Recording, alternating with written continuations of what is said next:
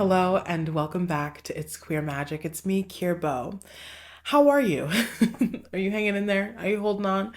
Not so good? I get it. Obviously, yeah.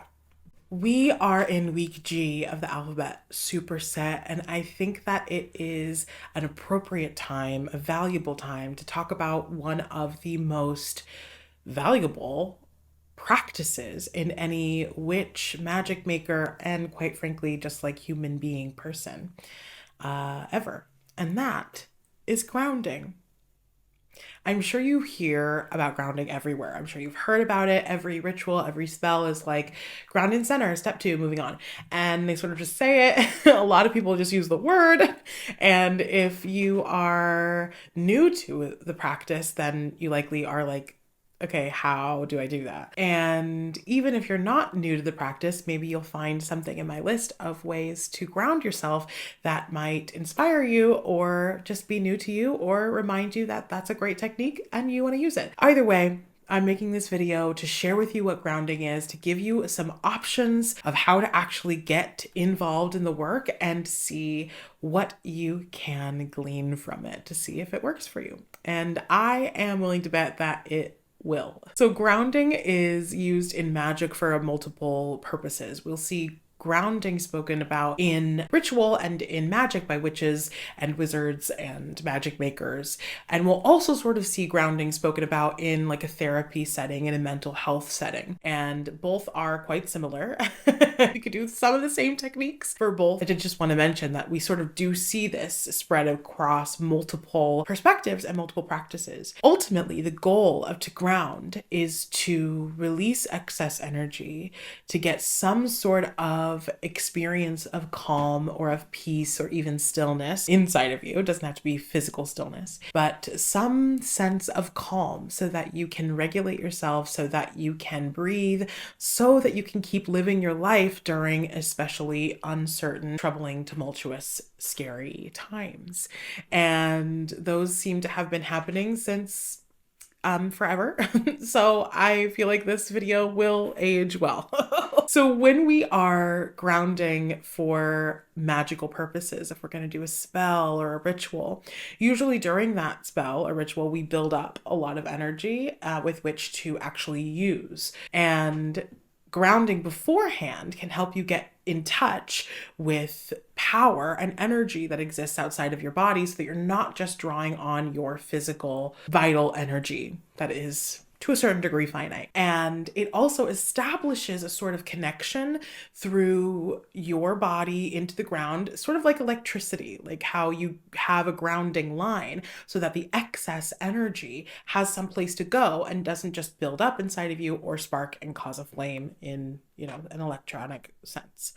So we use that before, and we also use it after. If we've used the energy in the spell and we're still sort of reeling and hyped up and so excitable and still so hyper, which is totally a thing that happens and is very common and normal. Grounding at the end of the ritual or spell can help you sort of contain yourself, release excess energy so that you're not up all night, if that's your goal.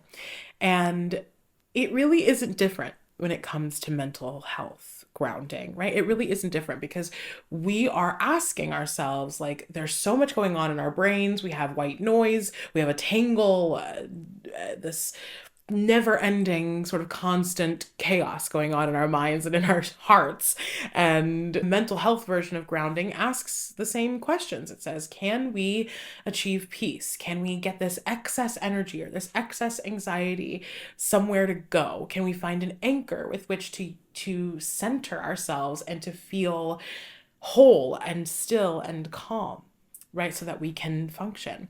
And it really is the same thing. So both of these techniques, or all of these techniques will work for whatever grounding purposes you're after.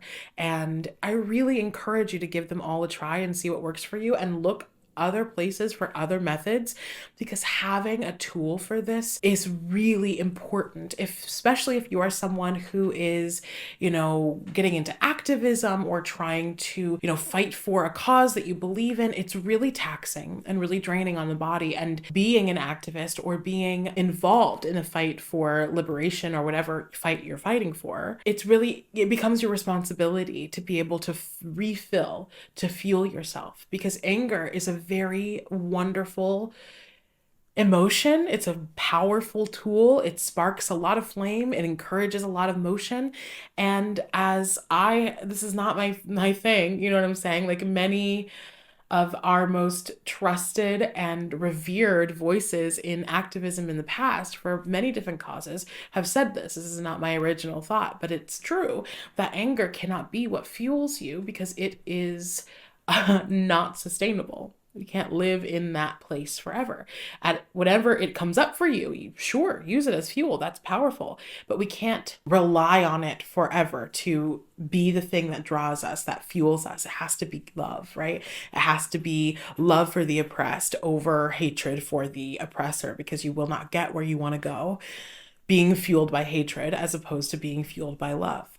And it doesn't mean you don't feel how you're feeling. Like, again, get angry. It's holy and beautiful and useful. But it is very important to learn how to regulate yourself, but also before that, learn how to get yourself to a place where you can even begin to regulate, where you can even begin to use other tools. And grounding for me is that tool. So without further ado, here's the list of ways that I like to ground myself, and that maybe you will too. Number one is simple, right? We are just talking about breathing. Breath work is a big topic and includes a lot of things, but just finding a simple breathing pattern can help bring you back to zero, bring you back to center, to calm your energy really well, especially the more that you rely on it. The classic 4x4 or box breathing that you hear about is really valuable. To breathe in on a 4 count, to hold on a 4 count, breathe out on a 4 count, and hold again, right? Just over and over, a few times, a few reps, and it forces you to sort of focus your brain on breathing. When breathing is typically an unconscious activity that we do, when we are doing something specifically with our breath, then our brain has to get involved. And that can really help to calm down excess thoughts and to release excess energy and to get new oxygen in your body, to sort of get this renewing process really going. So any kind of breathing exercise, I highly recommend. For me, I do a few deep breaths in through the nose and out audibly through the mouth, like you saw at the beginning of the video. That's my favorite way. I do it before every reading. We take 3 deep breaths together to connect, to release the rest of the day, to come into the moment together. And it's really effective. And the more you do it, like I said, the more it will work. So step number 1, option number 1, grounding technique number 1 is to breathe. Option number 2 is a popular tool, especially in the mental health realm, when we're talking about coming from a panic attack or, coming from disassociation. And that is the 5 senses technique. This is a technique where you tune in to each one of your senses to rein in your attention and to rein in your brain, right? So first you will focus on something that you can see and describe it to yourself, or just focus on experiencing it. Moving on to what you hear in the room, or in acting school, they have you do this thing where you listen really close and then you listen all the way to like the furthest sound that you can focus on. And while that is a good exercise for any magic maker, for any witch, and for anybody doing spells, I think that when it comes to just grounding, just focusing on the things that are close to you that you can hear that might be soothing or might even just be expensive on your attention. I'm sure there's another way to say that require a lot of your attention. And listening to that sound really is a thing that takes, like I said, it takes your attention and it can focus your brain in. And then moving on again to something you can smell and touch and taste. Going through all 5 of the senses that way can really bring you again into the center, can release excess energy and slow down some of those thoughts. Option number 3 for grounding is very popular.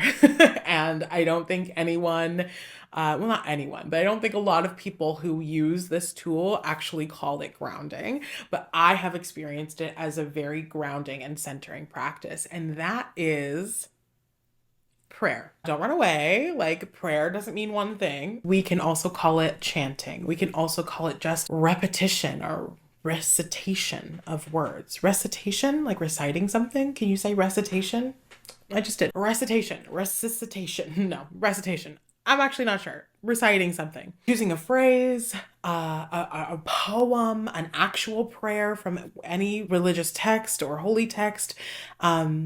It actually really has incredible grounding and centering powers. Again, especially the more that you rely on it and the more that you repeat it. There is a reason, even if there is no such thing as other energies and entities, and like Mother Mary was just a concept and didn't actually exist, there'd still be a reason that the rosary would still be popular, right? It is a very useful tool to repeat prayers, and it's an old one. Humanity has been doing this for a really long time. Having something that they can repeat, a prayer that they do over and over again, is really a valuable and a powerful tool. And if you're turned off by anything remotely religious in that way, that you recognize inherently as religious, if you've got wounds from Catholicism or Christianity, it doesn't have to look like any of that. It can literally be song lyrics. It can be a poem. It can be a line from a book that you love. It can be a paragraph. It can be one sentence. It can be a quick phrase of affirmation. I will be okay. Everything will turn out fine, right? Even the smallest phrase still counts as a kind of prayer in that sense. And you don't have to call it prayer. It doesn't have to function like your idea of prayer at all. It can just be something that you recite, and it has power, I promise you. Finding something that does specifically speak about, calming down or being one with the earth or projecting your well-being into the future. I am going to be okay. Like I said, that really gives it intention. Your brain can pay attention to that phrase, and it really puts a lot of energy into that, and it works to sort of release the tension from your shoulders, to release the tension from your jaw, and for you to sort of dig into the possibility and the probability of your inevitable well-being. So I highly recommend prayer or chanting or reciting something, especially if it's really close to your heart and it's held dear. It will be effective, I'm sure.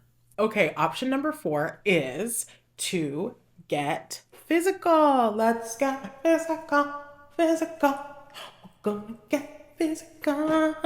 RIP. We gotta get physical. This is a very wonderful way to get excess energy out. It is like 1 + 1 = 2, right? You've got energy, and movement, physicality requires the spending of that energy. So if you have excess, doing something physical is a great way to, one, come back into your body, to feel at home and at ease and at peace in your body, and to actually ground down, ground through, and release yourself from excess energy that might be causing anxiety or might be causing restlessness or sleep insomnia. Getting physical in any way that works for you, that's called for you, right? You don't have to do soccer. You don't have to do yoga. Like, don't sue me, but you don't have to do yoga. It doesn't have to be anything that anyone else is doing, just something physical. Even if it's you walking in a circle, I promise that will work.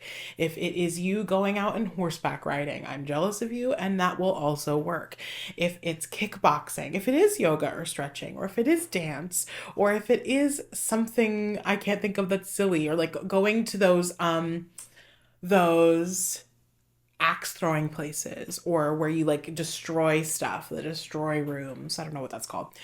I'm sure that will help. Those are obviously less available in a pinch, and dancing is number 1. Just in my opinion, not in like actual usefulness.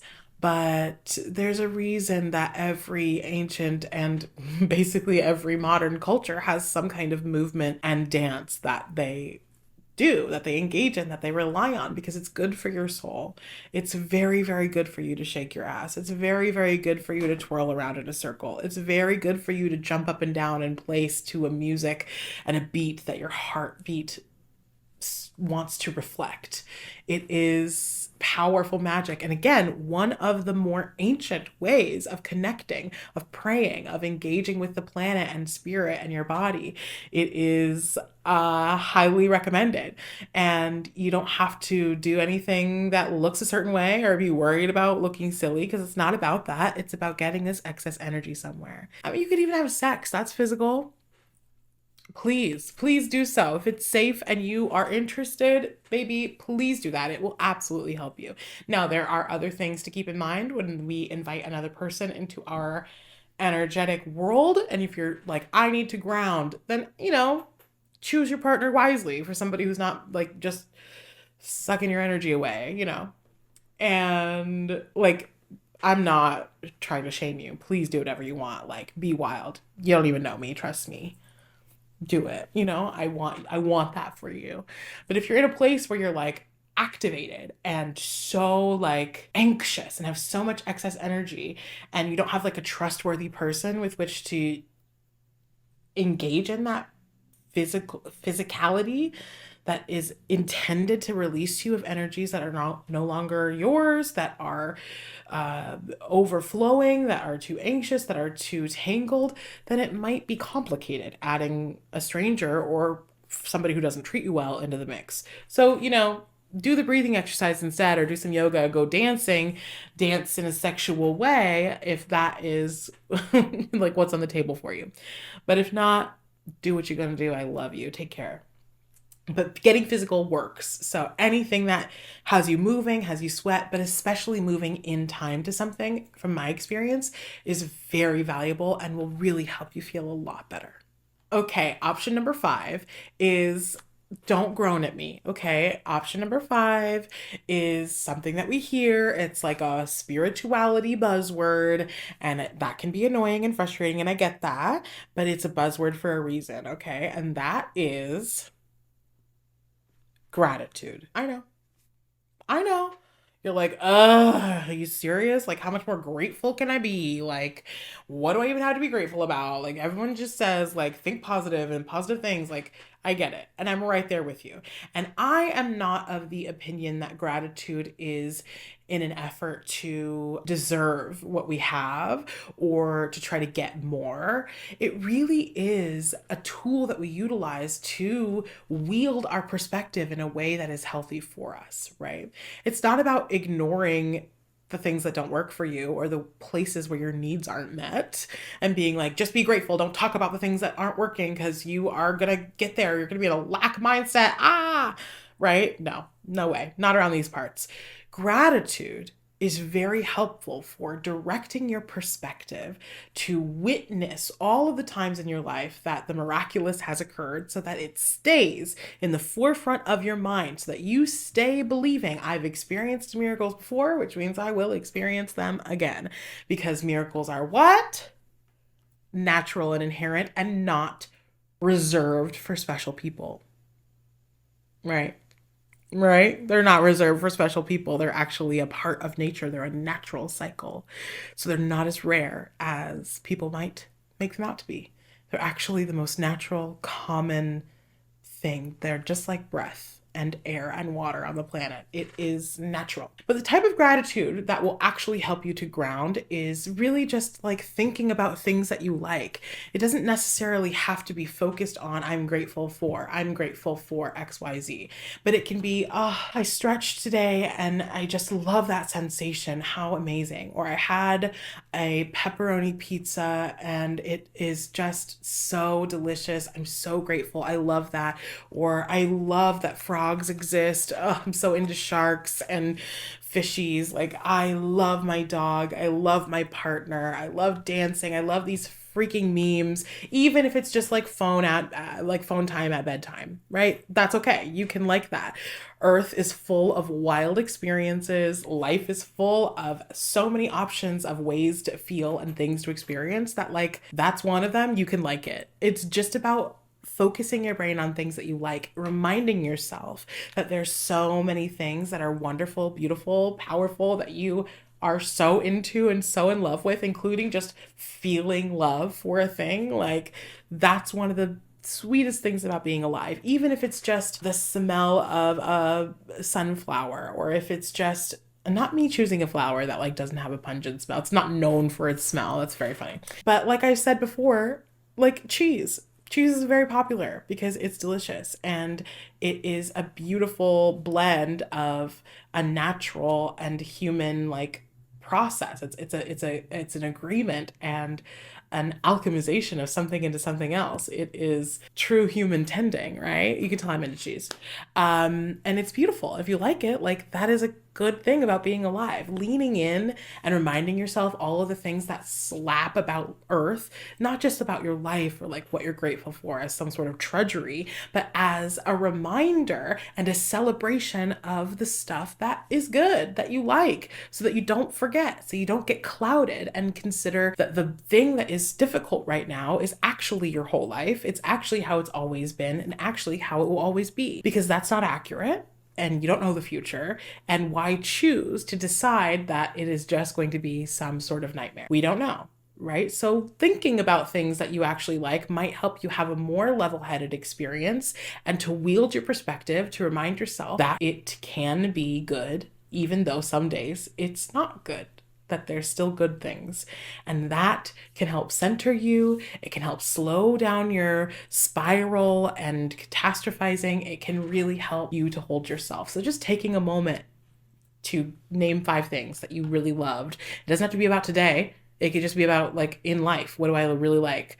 I saw that, one time that person in concert and that was amazing. And I'll always have that, that is something. Gratitude is super valuable and it's totally punk rock and totally awesome.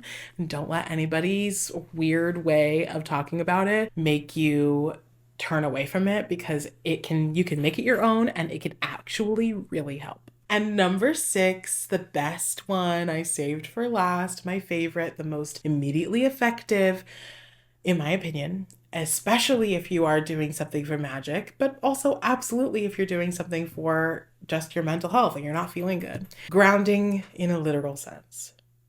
Where it's not just a meme, right? It's not just a funny internet thing when we say go touch grass.